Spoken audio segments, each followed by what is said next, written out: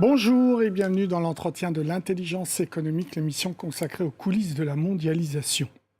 La France contestée dans son leadership mondial dans le secteur de l'eau. La Chine, mais aussi Israël, menacent les parts de marché de l'industrie tricolore. Pour Pékin, c'est une question de sécurité nationale, d'où ces immenses investissements dans les infrastructures et ces alliances stratégiques, notamment avec Israël. Pour en parler, je reçois Franck Galland, expert sur les questions sécuritaires liées aux ressources en eau, fondateur et dirigeant de la société de conseil Environmental Emergency and Security Service. Bonjour Franck Galland. Bonjour. La Chine, donc, fait de l'eau une question de sécurité nationale. Très clairement, la Chine considère la ressource en eau comme un enjeu stratégique, un enjeu sécuritaire. C'est un sujet de défense nationale. Je me souviens qu'en 2008, un séminaire avait été organisé par le deuxième bureau de l'Armée populaire de libération, plus précisément son think tank, et c'était précisément consacré à la raréfaction des ressources en eau et les sujets de sécurité collective que ça allait poser en Chine. Changement climatique ? Alors, changement climatique est venu s'ajouter au problème. D'accord. Mais à l'époque, en 2008, Hu Jintao était président chinois. Et il faut savoir qu'Hu Jintao a une formation d'ingénieur hydraulicien. Donc de 2002 à 2012, il a véritablement mobilisé son pays sur la ressource en eau.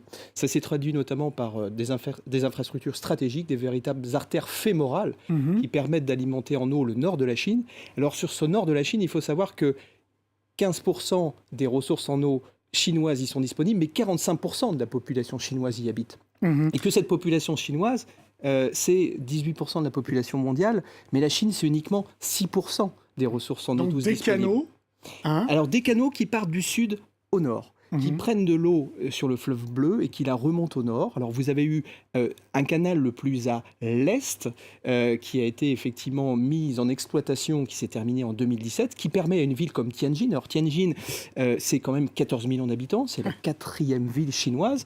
Et aujourd'hui, cette ville de Tianjin est en partie alimentée par cette eau qui est transférée sur des milliers de kilomètres du sud vers le nord. Donc de l'eau des fleuves, mais aussi des techniques de dessalement de l'eau salée, c'est ça ? Alors, la Chine s'est lancée à partir de 2010 sur le dessalement, d'abord comme une ressource d'appoint et aujourd'hui comme une ressource stratégique. Alors j'en veux pour preuve les plans quinquennaux qui se succèdent. Le dernier va s'arrêter en 2025 avec des objectifs très très importants en matière de dessalement. Aujourd'hui, la Chine dessale chaque jour 1,6 million de mètres cubes. Alors 1,6 million de mètres cubes, vous allez peut-être me dire, c'est pas grand-chose. C'est pas grand-chose, mais une ville comme Barcelone, par exemple, a une station de dessalement qui dessale chaque jour 200 000 mètres cubes et qui correspond en gros à 20% de ses besoins. D'accord. Donc la Chine s'est mise à construire environ 140 stations de dessalement.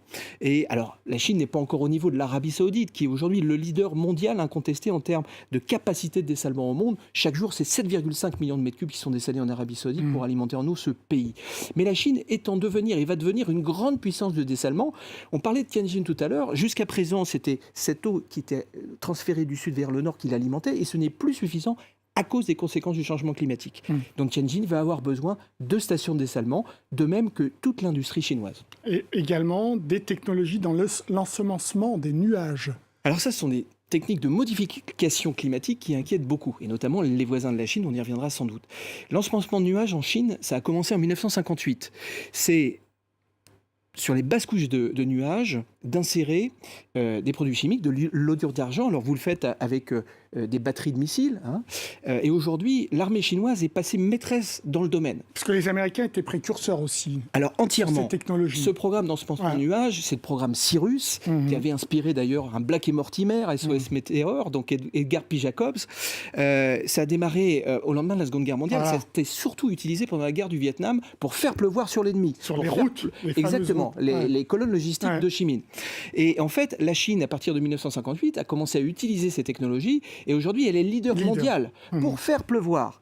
Et elle a annoncé récemment, dans le cadre de son plan quinquennal qui se terminera en 2025, des expérimentations sur un territoire qui représente 1,5 fois l'Inde en termes de superficie.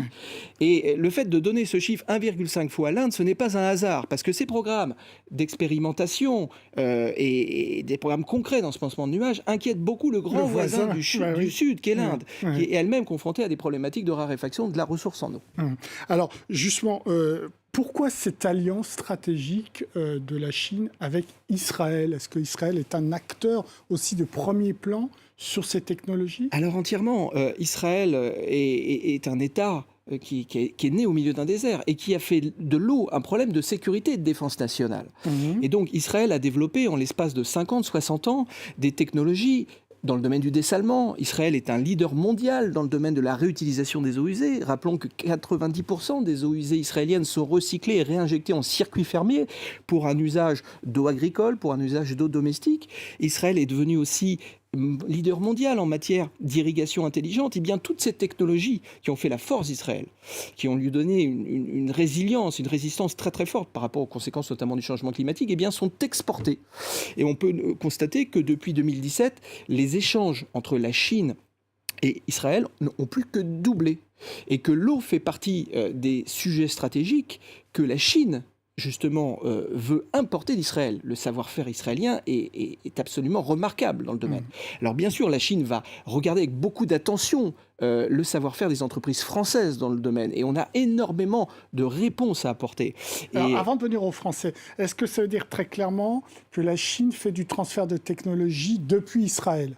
Alors aujourd'hui, la Chine est en train de monter en capacité sur la réutilisation des eaux usées, sur le dessalement, est en train d'apprendre ce que la Chine a appris dans le domaine du nucléaire, dans le domaine de l'aéronautique spatiale, dans le domaine, je dirais, de toutes les hautes technologies. Quand on voit les ambitions chinoises à l'horizon 2030 dans le domaine de l'intelligence artificielle, ils apprennent par eux-mêmes, ils apprennent aussi de l'extérieur. Et c'est exactement ce qui se passe dans l'eau. Pourquoi? Parce que l'eau est devenue cet enjeu stratégique pour la Chine. Est-ce qu'il faut craindre, ou est-ce que ça existe déjà, des partenariats entre Israël, entre les entreprises israéliennes et les entreprises chinoises pour aller conquérir les marchés? Alors vous aurez des alliances de circonstances, à l'évidence, mais en particulier sur l'Afrique, où les entreprises israéliennes de l'eau sont d'ores et déjà présentes, où les entreprises chinoises sont éminemment présentes. Et ils bossent ensemble ou pas? Alors pas encore, mais on peut tout à fait concevoir. On sent que ça pourra venir. Vous savez, quand une entreprise chinoise rachète Aguas de Portugal, il y a un peu moins de 10 ans, c'est pour aller en Afrique. Pourquoi? Parce que Aguas de Portugal était présent au Mozambique, était présent en Angola.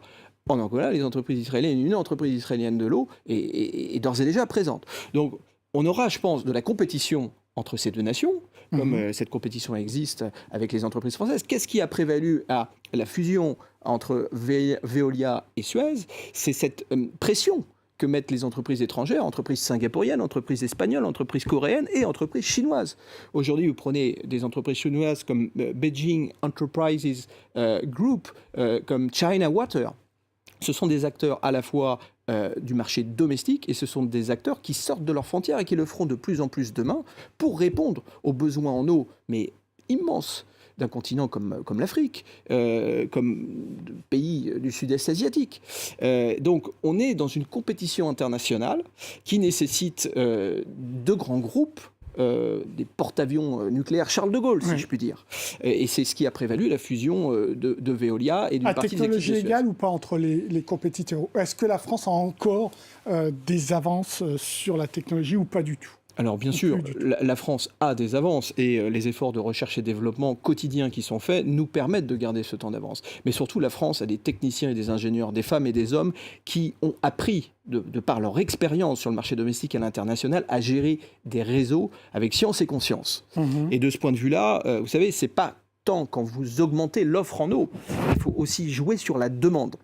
Et jouer sur la demande, c'est réparer des fuites, c'est digitaliser les réseaux avec tout un tas de capteurs qui vont permettre effectivement d'intervenir pour faire en sorte que les pertes en eau diminuent. On voit que dans ce domaine, les entreprises françaises continuent d'être les leaders mondiaux incontestés de la gestion déléguée. Donc on peut être raisonnablement attentif, vigilant au fait que nos parts de marché ne soient pas contestées dans un avenir proche ou dans un avenir à moyen long terme, mais c'est en continuant d'innover, c'est en continuant de se rapprocher, c'est en intégrant des savoir-faire tout à fait intéressants. On a beaucoup à apprendre des Espagnols. Et une des conséquences de la fusion Veolia-Suez, c'est que effectivement Aguas de Barcelona a intégré ce géant de 42 milliards qui est le groupe Veolia. D'après vous, Franck Galland, est-ce qu'il faut aller encore plus loin dans la consolidation, donc dans le mariage des entreprises européennes pour former des géants, ou est-ce qu'on a atteint un niveau satisfaisant pour être dans la compétition? Je pense que c'est une première étape, une forme d'Airbus de l'eau. Une forme d'Airbus de l'eau, mais demain matin, effectivement, on peut tout à fait concevoir que des partenaires allemands, et qui existent, qui sont actifs sur le marché de l'eau en Allemagne et ailleurs en Europe centrale, puissent rejoindre ces grandes coalitions. Ces grandes coalitions permettent quoi? Permettent de l'investissement, permettent de la R&D, permettent du transfert de compétences, du transfert de personnel, d'exploitants, qui apprennent beaucoup de leurs expériences et qui vont exporter leur capacité à gérer des réseaux Dernière complexes. question, réponse très rapide. La réaction des Américains, ils laissent faire? Alors, vous savez, Joe Biden, qui a été élu en fait sur le programme d'Hillary Clinton d'il y a 5 ans, a annoncé d'importantes choses dans le domaine de l'eau. Mais le marché de l'eau aux États-Unis est un marché, mais à 92% public. Dans le domaine de l'assainissement, le marché, il est à 95% public. Donc les États-Unis, chantres du libéralisme, en fait, n'ont que des opérateurs publics à ce jour. Merci beaucoup Franck Galland pour vos réponses. L'entretien de l'intelligence économique est terminé. Vous pouvez retrouver cette émission sur france24.com, sur nos réseaux sociaux et sur nos podcasts. Au revoir.